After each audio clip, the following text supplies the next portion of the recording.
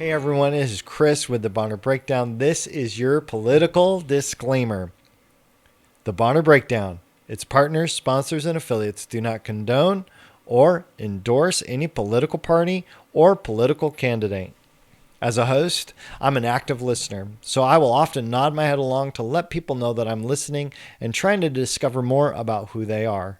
So in that process, my nodding is not necessarily a voice of agreement, but that I'm listening. I hope that you keep that in mind as you watch today's episode. Like, share, follow, subscribe. Make sure that you are sharing out whether you like it or dislike it. Interact with us online as much as you can. That helps the Bonner Breakdown continue to grow. So with that, we thank you so much for watching and have a great day.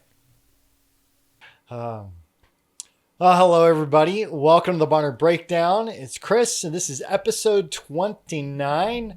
I'm here today with Sage Dixon, who is running for office here for state representative. And we are going to dive into some fun conversation today. This is Sage, your second time on the show. Welcome. Yes, it is. Thanks for coming on today. I'm happy to be here again, Awesome. Chris. Thank you. Yeah, you bet. So we start off every show with the good report, and at the end we will do a air cheers. Okay. We'll do an air ting to the glasses. But do you have anything positive, anything that you would consider a good report that you'd want to share? Well, I have a good report for my family. Something Okay. my son's been trying to, or gearing up to get his driver's license. Oh, So come on. yesterday we went down there and he took the written test and he passed with flying colors. So he's very excited now. Oh, good for him. It That's might be great. a little melancholy for my wife and I because now he's got one foot out the door in doing that. But I it's understand. an important step Yes. in a young person's life, and so that's something good for him. I know he's happy, and it brought him some cheer. That's good. That's really good. And it's fun because there's so many things that are abnormally celebrated right now because of COVID-19. Right. We're abnormally celebrating graduations and weddings and all this type of stuff. I've got 2 kids engaged now. All right. Which is exciting. That's So exciting. I've got a 23 and a 21-year-old, and they're both engaged. And so that's a good report on our end. Good. That our kids are making some good decisions. Well, you'll have and to give me found some great. some pointers on that. Well- My daughters aren't in high speed and getting engaged right now. Okay, So well, my 24-year-old. Yeah. I'll say that I just stand back and let them make their Yeah, decisions. okay. Like, okay, I support you, love you, whatever. You tell me what you need. The So- 28-year-old did get engaged this year, Oh, our good. oldest. So he's engaged, but a 2-year engagement, which I thought that's crazy. But, Yeah. Well, I one of the things that was cool is my nephew is going to North Dakota in the pilot program. Oh, And he's been flying a ton, and he lives in Seattle. Because the air traffic is so low, he has been practicing flying in and out of SeaTac. fun. Like the big strip, like he's, landed 7 times in Wow. one day, That's just great. practicing and doing that kind of stuff. So, Devin, congratulations on that. He's graduating this year. And so we're trying to figure out how do we do a graduation celebration. And I know a lot of people are experiencing that here Yes. right now. I'm so grateful to be in Idaho Yes. because our, the way that we're reopening is not as loose as some, but it's definitely not as tight as most. Correct. And I'm grateful that we don't have any new cases here in Bonner County. Right. And we've had a huge influx of people from out of town. Yes. So I'm kind of surprised. It's pretty busy out there on the It's roads. kind of wild, It but is. I'm just grateful that that we're able to get some businesses rolling again and get things Correct. going. I'm So- thankful for that as well. So I was hey, gonna let's give a mention that. cheers to the good Cheers. report. Cheers. Happy All to right. do that. I want to say it's neat that despite the children not being able to get together for a graduation, that as Right. I've been driving around campaigning, I see the signs out in front of the seniors' homes. I think that's a neat idea. I thought that was great too. Yep. And then they're highlighting seniors in the Daily Bee Right. every day, which is cool. So, Yeah. I think it'll be the COVID class of 2020, Yes. it's just an interesting, and I wonder, how much will permanently be different from all this, I've been dwelling on that as well. And feels I- like there's some pretty big changes correct. that the nation is going to be grappling with. I think about sports, I'm a sports nut, Right. and, are we going to pack an arena? I think a lot of that will depend upon if there's another wave, Right. as they're saying. If there's flare-ups that come in later Yeah. in the year when things are eased, then that'll definitely, I think, put restrictions on those large public gatherings. I think some of the pricing on tickets for sports will come down. They will. And some of the, all that kind of stuff. Yeah. So I'm like, it might be, As a legislature, we're discussing a little bit how we deal with this, and will people be able to attend remotely? Is that constitutionally allowed? We have to be there for the to legislature. vote. It's required, correct, Yep. in doing that. But if there are people who have compromised immune systems Right. or in the demographic that's higher risk, do we make allowances for that? So we may be coming back to address those. Absolutely. I think that it is about time that our government caught up with technology. Right. Correct. It's very difficult for our constituents up here to testify because you technically have to drive all the way down to Boise. I mean, you do, except in rare circumstances. And the representatives from up here, we've been trying since we've been elected to get that technology and the advancement we need so that you could testify remotely. Wow. That's really startling because it's closer to Seattle or Portland than it is to Boise Correct. from here. Yes. 8 hours or 9. Right. Or those 6 are not hours our capitals. or 9, we hope they're. Yeah, they're not. Well, that's good. That's good. So you're on the campaign trail. How's that going? It's going well. It's an odd year with the COVID situation and not being able to go out and speak to people. I like to go door to door usually and let people know who I am and see my face, or at the very least you have public forums or town halls. Right. And not being able to do that is difficult. I'm not what would be termed technology native or whatever you call that, internet native. So I don't even know the right term. So that's been a difficult transition for me. I'm still uncomfortable with a little bit of that. I don't like the way a lot of that is handled. So I tend to stay away from it. Happy to put out information for people and I use it in that sense. But as far as one-on-one engagement, not my preferred way at all. Especially you're referring to social media. Correct. Okay. So, and it's been a little hot this year, in the social media realm, as far as a lot of different claims being made and things like that. For you, what's been the kind of the hardest part so far this time around? Because this is one of the first, times that you've had that type of kind of interactivity as far as what's happening online. Correct. This is the first time I've had a primary opponent. I've been blessed to have the trust, I think, of most of the people in the district. Right. So nobody was willing to run against me. That changed a little bit. Okay. Somebody was found to run against me. And so that vitriol is out there. And that's one reason why I didn't engage on social media. It's very easy to sit in front of a screen and type away whatever you want and to put out blatant lies that are very hard to repress, if you will, if somebody wants to believe them. That first bit of information sticks with people. It's an interesting social dynamic in doing that. But on the other side of that, I'm very thankful. I've seen lots of people out there, some of whom I don't even know personally, defending me and who I am and when those lies are coming out. So difficult for my wife, more so than me, because it has to be expected when you're in the political arena. Yeah. But this is our first real taste of that negative aspect that's out there. When you look at kind of that process that you're in and going, okay, well, that's not real or that's inaccurate. What are some of the big ones that you would say, that's not an accurate claim? Well, recently there's a claim out there that I support young girls being married to old men. And that stems from that stems from a bill that I voted against 2 years ago. That it wasn't well written. And another aspect of the reason I voted against it was because I wasn't really up on what the whole issue was. And so rather than vote yes for something because it sounds good, I vote no to make sure I'm not voting for something that contains things I'm not aware of. So there was some parts in that original bill that I did not like. So I voted against that and it failed the whole body. I wasn't like it was 69-1 and I was the only person voting against that. It didn't pass the House of Representatives. Very similar bill came back this session that was written a little more tightly. It said nobody under 16 is allowed to get married and it has to be no more than a 3-year age difference if you are in that lower minor area and still getting consent of parents.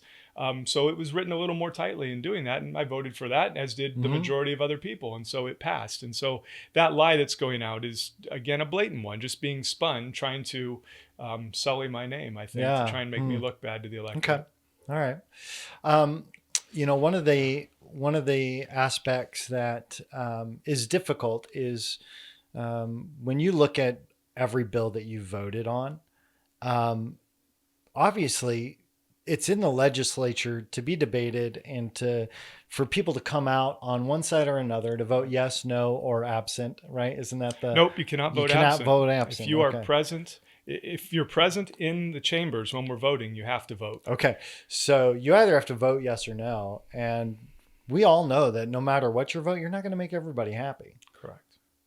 I want to correct something there. You Sure. can, if you have a direct conflict of interest, stand up and state that conflict of interest. Okay. It's called Rule 45. Okay. And you can ask to be excused from voting. Okay. And if the body agrees to excuse you, then you can still be in the chambers and not vote. But that's very rare. I believe it did happen this past year. There was some legislation directly tied to Representative Remington from Coeur d'Alene that he asked to not vote on. He thought there was a direct conflict of interest, and the body allowed that. Okay, cool. When we look at social media, you seems like you've got some defenders out there who are kind of actively, kind of making sure that they're correcting the record. Do you have much interaction with those people that are correcting the record, or is it just them? They're just doing it. I don't know, Chris. I don't follow it that closely. Okay. Because I'm always curious because I know that some people, when they politically, when they're online, they actually have a team of people that are working for them online to do stuff, to whether it's an attack campaign or it's a defense campaign. I don't know if you'd put something together like that, or it's just kind of organic and whoever. There's folks that we communicate with that say, hey, did you know this was happening? Things like that. They bring information to me, but I don't direct them as far as what to go do or say. They may ask me what's real here. We know this isn't something you would do. Right. What's the real story? And then they go off on their own. So, but there's nothing that is a direct organized group that's out there supporting me or that we coordinate on. I was just curious because I know that some campaigns actually hire entire teams for that type of stuff. Right. So one of the things that I saw come up was about your kind of allegiances in the state of Idaho, and that the claim was that you're driven by dark money, private money, that type of, and those were the words that they used. And then and that part of that was that large corporate interests were kind of maneuvering your votes. What's your kind of response to that? Because it's not uncommon to have corporations support legislators. Right. It's very common. But what do you say about that? Sure. It's part of the business that when you're in the legislature, people want to keep in touch with you, as it were. And of course, you could refuse that, but it does, as evidenced by this campaign, it takes money to run a campaign. Right. And I've never had large sums of money come in, but I don't solicit money either. Okay. Or rarely have I should say that. I did a little bit more this time than I have in the past because I had an opponent and I haven't done that before. Soliciting private donations, I'll say, but I never solicit donations from any sort of corporation. But if there's a business that's doing business within the state and has an interest in keeping somebody there, they want to support that person. And it's kind of like a way to just say, hey, we know you're there and we'd like to be able to talk to you when it comes, in that sense. So I am not somebody that follows anybody, and I would never vote in a certain direction because of money that I've received. And if they don't like the way I vote, they can keep their money. That's who I am. I'm an honest person, and I explain what my principles are, and I go with my principles in doing that. So, well, let's talk about those. Okay. Let's talk a little bit about those principles. Like what do you say are some of those backbone principles that you really lean on for making decisions in the legislature? Limited government is a big one. Okay. Freedom of speech. I mean, your basic Bill of Rights are big things to support in doing that. Free markets and not injecting government into the economic cycle. Okay. I think there are minimal instances where government can, in a situation like we're having right now, where there's a crisis and people are losing their livelihood for an extended period of time, perhaps there's a role for government to right that, but not in a long-term position. So I feel that I'm a conservative. I'm a classic conservative in the sense that I believe conservatism is about community and a community coming together and preserving what makes that community strong and has in the past in doing that. So supporting family values, traditional families, things like that. Pro-life, Okay. in defending those things. And I'm not the most vocal person, but I think more work is done by building relationships and gaining respect than standing on a soapbox. Okay. Yeah. Well, and the soapbox at times is necessary. We all know that, we got to get our message out. So, but that's interesting. Do you find that, when you're in the legislature, that there are things that you find yourself, kind of in a place where you're, having to kind of dig deep into your values, or is it, as most of the time, governance kind of slides through, kind of a, because I think there's the normal motion of being in a position, and there's just the day-to-day events that come along. And then there's those moments that really challenge kind of our core values. Have you had many of those moments where you feel like, oh, this is challenging my core values at the legislature? There's one or two a session that'll come up, and there is so much going on that you can't be an expert in all of it, and you tend to become an expert in the committees you're on, because you hear that legislation over and over, and you're familiar with what I've always termed the trajectory of the issue, because these things are going on before you were there, and they'll probably keep going on after you were there. You're just here in this moment of time dealing with this, and then so balancing what is going on at that point in time with those principles. Is this something that's a reaction to something that happened right now and it may not be prudent going forward? Or is this something that can right something we've been doing wrong, or there's a new occurrence that we have to address? And we've started to have to address robots driving down streets to deliver packages or pizzas, and something you never would have maybe thought of 10 years ago or 15 years ago. So there in the transportation committee, we have to think, how is this going to affect people? We just had to amend something we did a few years ago to allow them to weigh more, because now Amazon has come out with a different one that weighs more than the one that we previously had said was okay. That UPS might be using. I haven't seen them yet, and it's probably more of an urban thing. I'm sure it is. So, because those things will get shot down so fast in North Idaho. You see a drone flying by, like click, click. Well, these are cooler sized things. These are on little 4 wheels or 6 wheels, so they're not they flying. Still might get shot. Right, they might if it's coming down that long driveway. It's a target. But there are instances where you have to stop and think and gather more information. And there's just times when it's a busy session, and I'm a chairman of 2 committees. And so that managing those committees takes up a lot of time. So I'm not able to always concentrate on everything. And that's where having good relationships comes in. Yeah, that's great. One of the things that you mentioned was, the capacity and ability to kind of stay up to date with all the things going on, whether it's in your committees and all that kind of stuff. How's that work for you, time, energy wise, being so far away from Boise, living here and working down there? What's that like? Because I so many things are based around relationship and connections, and I think a lot of that, when it comes to policymaking, happens in Boise. Right. So how does that work for you? The heavy work's always done during the session, but people are working on ideas outside of the session, and often we have what are termed interim committees. So in the interim, we will meet to discuss a certain topic. No legislation is necessarily formed, but we do a deeper dive into specific issues. You talked about dark money. I was on a campaign finance reform committee where we discussed what's this going to look like. We came up with some ideas, and now we report every month, where we were reporting only 4 times a year. So people aren't able to hide donations quite as much. So people can go, and there's more transparency in where money is coming from, and to try and decrease the threat of dark money. So a lot of policy work will get done there, but we talk to each other. If somebody has an idea, or the agencies usually come up and visit, they'll come to the different areas. Oftentimes we have to go to Coeur d'Alene. They don't really know about Sandpoint, or they do, but it's too far for them. But they'll host informational gatherings there, so we can hear what the agencies are working on in dealing with rules. It's nice. You can just call the heads of the agencies. Usually, if you have a decent relationship with them, you can call. And if a constituent has a problem, you go right to the person in charge rather than working your way up the chain. Yes. Yeah. So it's not a big decrease, but I will say, because we're so far removed, there is more activity still down there where the majority of the legislators are, and they'll be talking to each other, or issues will come up. And so we play catch up sometimes. Right. So let's talk about the one one of the topics that seems to be a real hot button issue this election cycle is around the work that you did on the ballot initiative, right, and the way that you kind of approach that. So being, can you walk us through your process kind of from beginning to end with that? Sure. Because assuming we know nothing, right? Like what is this all about? So I saw this was something that happened in the 2018 legislature.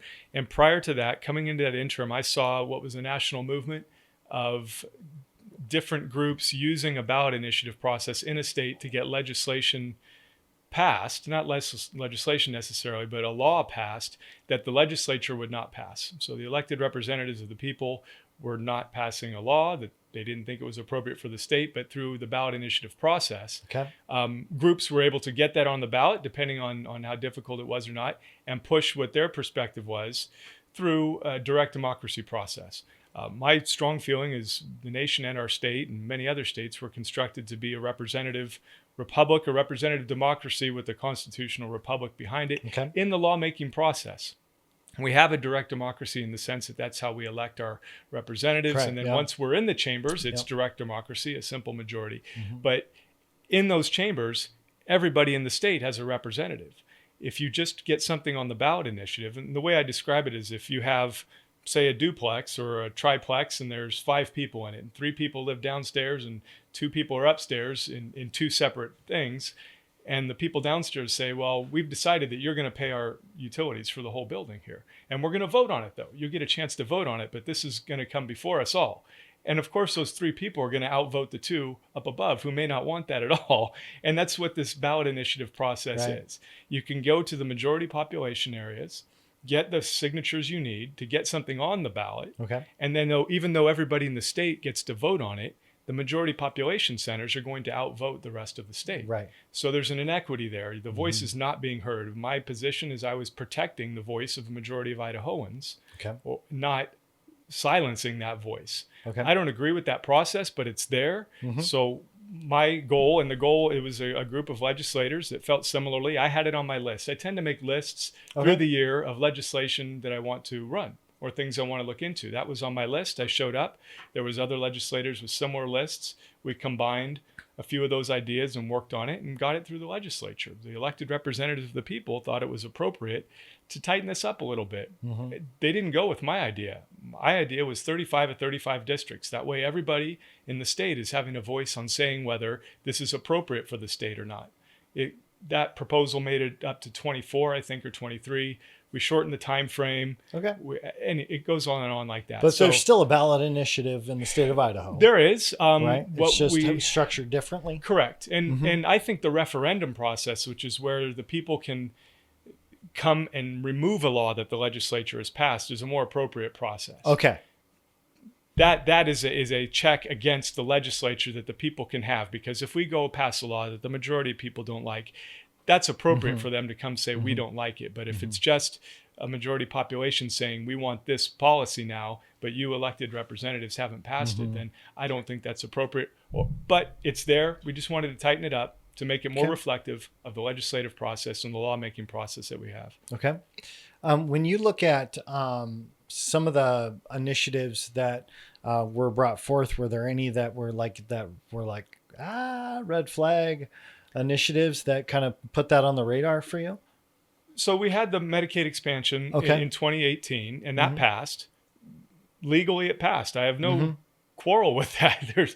I don't agree with what it was. I'm very happy that not as many people have signed up as even we anticipated. Let alone, I noticed the numbers were down from what they thought. Yeah. Even though every other state saw an exponential growth above what they anticipated. So I'm happy for that. My concern was the state's finances and policy-wise, I don't agree with those policies anyway, but that was not an impetus for that bill, but that just so happened. But then 3 others came up. There was medical marijuana, trying to get signatures for that. There was another one to raise taxes and give it to the education system, and another one was to raise the minimum wage. So you started with one that was successful, and then immediately you had 3 more that wouldn't most likely pass in the legislature. So therefore trying to drive policy through this ballot initiative process rather than through the elected representatives of the people. Okay.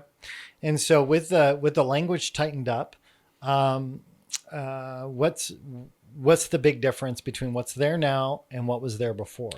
I think it would be a more accurate representation of what the people of Idaho want, okay, as far as law is concerned. Now, the governor vetoed that bill. So it got through the House and the Senate, governor vetoed it, thought there would be a big lawsuit and that potentially a judge would Sure. write his own law into it rather than just ruling that it wasn't constitutional, if you will. Okay. One piece of that was to have a financial disclosure. So if you have an idea you want to put on a ballot initiative, then you would say, I think it's going to cost this much and here's where the money should come from. That was something that everybody agreed on for the most part. There's still a little bit of pushback, but we did pass a law this last session to address that. So some improvements are still going, but other than that, the number of districts is the same. The percentage of signatures of elected voters is the same, and the time frame is the same as it was prior, just because the governor vetoed everything. Okay, right. Yeah. And I think that I would not want to be a governor. No, he's in a tough spot, especially now. Yes, It's very hard to make those decisions when there's a big question mark, and I don't agree with everything Governor Little has done, but I think he's done the best he can with the information he's given, is what I say. And I try and be very generous in knowing that as you move up the chain of leadership, it gets tougher and tougher, and your critics grow more and more abundant in doing that. I think we should have looked at different areas of the state rather than having a blanket order for the whole state, because the rural areas are... they're being less impacted by this. Save Blaine County, but that's such an outlier that you can't really look at that as a standard for the rest of the state. Give some good guidelines and let people be smart and respect their neighbors and take care of themselves in that sense. But we are where we are, and the plan going forward isn't as fast as I would like it. I think people are growing anxious and they're ready to get back to supporting local businesses and just opening their businesses, and especially sole proprietorships, hair salons, and those folks that are hit really hard. Hey, you see how fuzzy my head looks right now? I'm like, this thing's just like it's getting its I don't own have solar that problem. system. Plus, I live with 2 hairstylists. So. Oh well, hey, don't be breaking the codes here. No, I'm just playing. It is a difficult position to be in. And I agree. I mean, but it's similar to what I said. You take on that responsibility and you live up to it the best you can. Yep.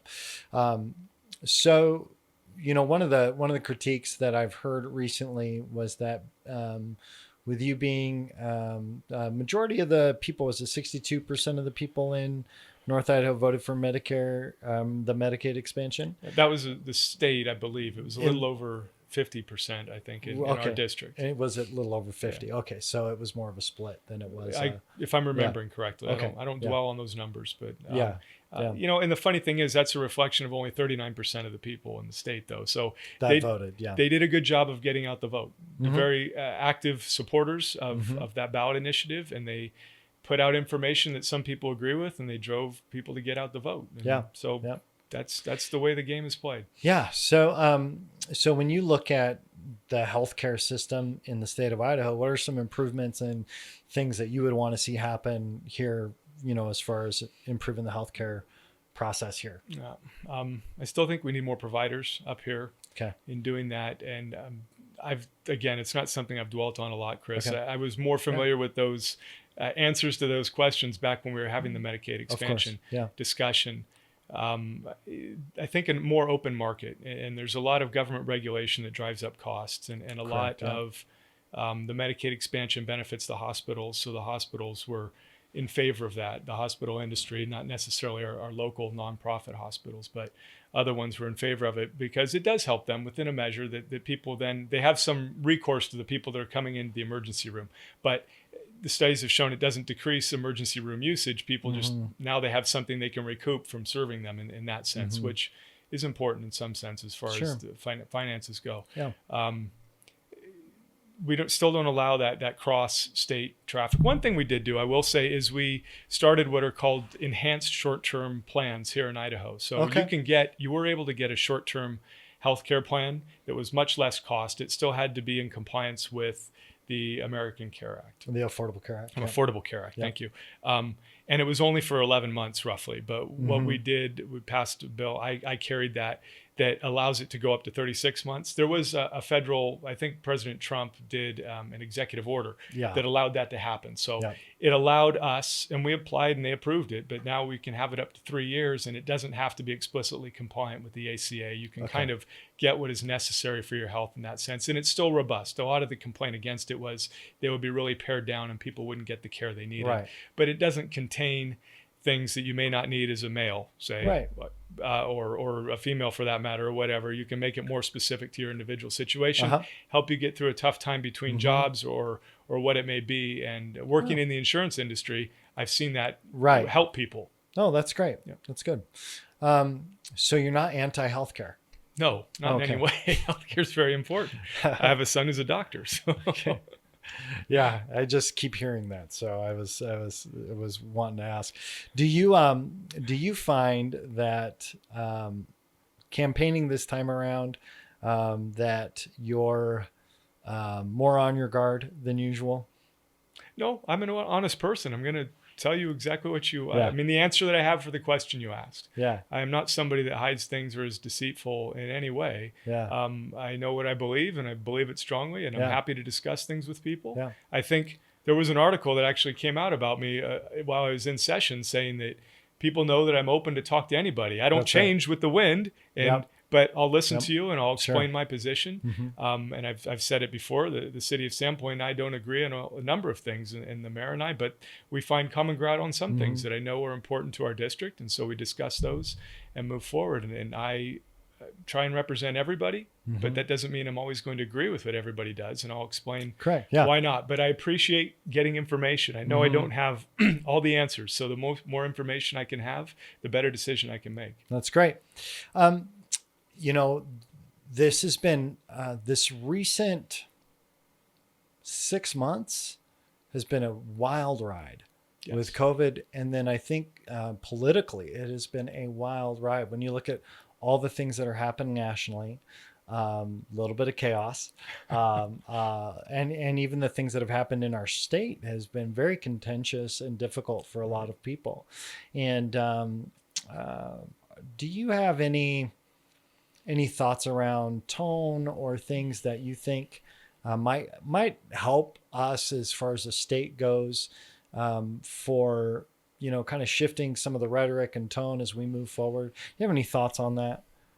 I'd love for it to change. Yeah. I would love for it to be more civil, but I also know that is the nature of politics, and it has been since man started creating power battles. Right. When we started gathering into our separate groups and doing that. And I often remind myself that John Adams and Thomas Jefferson had far more visceral battles back in the late 1700s, early 1800s, when they were both vying for the presidency, and lies that get spread and false news reports and all kinds of things like that. So fake news is not new. No, it's not. And as much as I have a distaste for that I prefer honest and open communication and civil discourse and debate. It's important. I know that won't go away because it's a political lever, and emotional responses aren't good responses. And I try and encourage people to not act emotionally and to look beyond that initial piece of information they get. As we were saying earlier, sometimes that first piece of information settles so deeply with people, they're not going to listen to anything else. And that may be misinformation. And it doesn't matter what you say or evidence that you provide, they're going to hang on to that. Yeah. And you're part of the problem. That's why you're saying that, not that, this may be true, I should investigate this more. Right. So, maybe some curiosity would be good. I think that would be a helpful thing, good healthy dose of curiosity to see what's actually happening. We've turned into people that generally like to digest something quickly or want that information quick and to move on to something else. And when it resonates with us, it's going to stay there. And the way that the algorithms are manufactured to serve you exactly what you want, then you don't get a lot of different information. It takes an effort and critical thinking. And that is something, I enjoy the philosophical discussion side of things. So I'm attracted to that. I know not everybody is in doing that, but it would certainly help if we could encourage people to think a little more deeply, or to try at least look at the opposing side and see, get some different information. Don't just stick with the first thing. So as you look at this campaign, you're running again. This time you have some opposition. Why are you running again? What's kind of your motivation? I enjoy serving the people of this district, and I think I've done a good job and lived up to what I promised to do originally. There's still a lot of representation, well, a lot of issues that aren't necessarily thought of down in Boise, Right. or our perspective on it, especially from us being the northernmost district in doing that. Mm-hmm. But from transportation to natural resources and education, different things that we have to deal with being in rural areas and next to borders and all the challenges that go with that. Yeah, I've made good relationships down there, so I'm able to move things along a bit more, and my counsel is sought in doing that, and I just appreciate that responsibility and the honor that goes along with it. It's Mm-hmm. not something. It sounds repetitive. It's hard. I keep saying these things, but it's true. It's an honor and a responsibility that I Yeah. take seriously. Yeah. To have the trust of the majority of your people in your district, and I enjoy the intellectual challenge and the philosophical aspect of things, and Mm-hmm. trying to sort through problems for a good long-term solution for everybody. First Okay. responsibility is to our district, but then you need Mm-hmm. to look at things on the state level as well entirely, because decisions we make affect everybody within the state. Mm-hmm. Yeah. Yeah. Good. Well, I think that um, thoughtful discourse has been lacking for a long time, and at least, back in the day with Adams and Jefferson, they would publicly hash it out, Right. and have at it, which is kind of fun. In the sense of it's not fun to be that guy. Like I'm Right. not saying it would be fun to watch you, but it's always good to see that when you have the conversations, hopefully truth prevails. I'm confident it does. I think So if you're yeah, not hiding something, people tend to empathize with that. They can feel that yeah, when you're open about something. yeah. It was this whole. I'll just say this whole media side mixed in with the politics, and with my background in faith, it makes it a very awkward and difficult position for me, Yes. often. And I've had to learn to silence voices that are not that I don't give influence to, Right.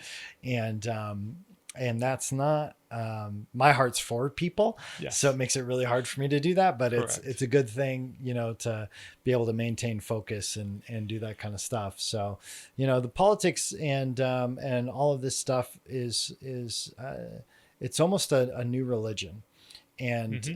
not a new religion, but it takes this place of fervor, Right. for people, and it makes sense. Our laws have a huge impact. They do, and You I know, think most people are still looking for a savior, and if they're going to place that on man or a system, then it's a false one in that sense, and that tends to end up with a bad result and draws your attention away from the real savior in doing that. sure, And so it has become a religion of sorts, and as media and internet availability has it's focused attention in specific areas, it yep, just grows, and I think that is another reason why we're becoming more polarized. sure, And there's yeah, efforts out there to bring people together, and there's hmm national centers for civil discourse, but there's yeah. I always saw that. a Yeah, small bias in there, at least always. that I can see a little bit. And And uh, it's funny because you can, no matter how down the middle on an issue you might be, to someone you're on the left, to someone else you're right, on the right, right, and you just there's no there's nowhere to sit without someone on your left or right today. And even if you like, you know I think we talked about this last time. If you feel like you're conservative, actually there's people over right. here further on the right. Yes, If you feel like you're fair-minded libertarian, or maybe a classical liberal, there's people further on the left, right. so who are, are passionate about that. So, I think I'm hoping that we can have better discourse. I would love to, down the road, we'll see what happens with the show, but I may be, doing some moderating some live Facebook panels Ah, next year. We're looking at right. some different things that might be That'd fun, be great. to have some one-on-one discourse and let people sit in on it. Yes, Would you be interested in something like that? absolutely. Okay, cool. Yeah. Cool. I think humility is a big part of this also, and, Okay. and understanding that we can't hold all knowledge. I mean, there's things that we do know maybe more deeply than others, certain topics that you've studied or whatnot, but being willing to get new information and talking to somebody and not demonizing somebody just because they don't agree with you. Right. That goes a long way. It does. It does. It does.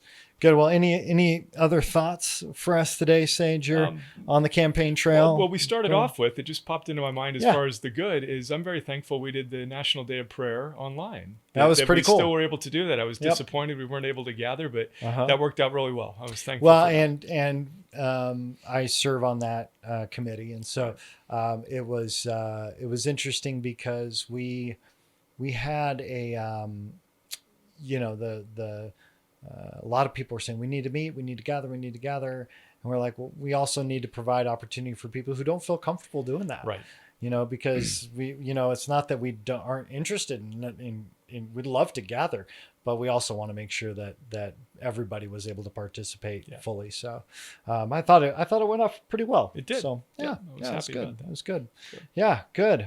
Thank you, Chris. It's nice to be here again, and I appreciate the conversation we have. Yeah, you bet. And like I have a little political disclaimer at the beginning of all the political shows that people need to listen and then make up their own mind. Yes. And do their own research, take a look at it, see what's real, see what's not. It's not my job to try and judge everything that you say to be true or not.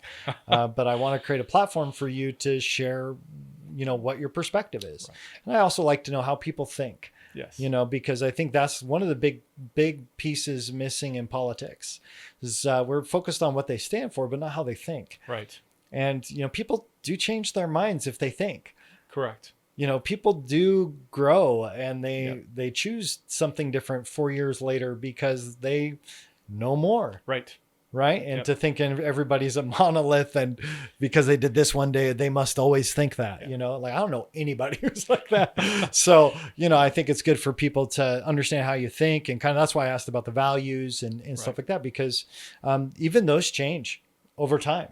I think Donald Trump in his campaign expressed he was pro-abortion and then had an experience and became pro-life, changed his perspective on it, whether you agree with that or whatever, but people do change their perspectives on things. And I think we got to allow people the opportunity to consider, how do you think, so yes, thanks for coming on. Appreciate it. Absolutely. I am looking forward. I do have Gary scheduled to come on, and so I'll have a good conversation with him. And, it is mail-in ballot year. This is the COVID election. Well, thank you for reminding people. Yes. So, and I'm doing it on our social media, posting the links for people. May 19th at midnight is the deadline. That's right. To apply correct for your mail-in ballot. You have until June 2nd to turn it in. It has to be in by 5:00 on June 2nd. And if you have mail forwarding, if you have anything like that, get it in now. Don't wait, because you may just happen to get that mail-in ballot after. Yeah, they're very behind. So it's been taking weeks to get the ballots out. It has taken weeks for us. Yeah. You can turn it in at the county building. Okay. By the high school. You can also get your absentee ballot there as well, or the application, because they have to mail it to you. But you can get the application there. Kokanee Coffee has applications. Okay. One last thing. If you have questions for me, sage@sagedixon.com. Okay. As I said, I don't interact online very much. So if I'm happy to answer any questions people have. Perfect. Okay. Awesome. Well, thanks for coming on. Thanks, Chris. Appreciate it, and have a good day. Yes. All right. Thanks, everybody. And we will see you again soon. Thank you for watching this episode of the Barner Breakdown. Special thanks to Ting and BCHA for sponsoring this show. For more shows or to be a guest, please visit barnerbreakdown.com. Have a great day.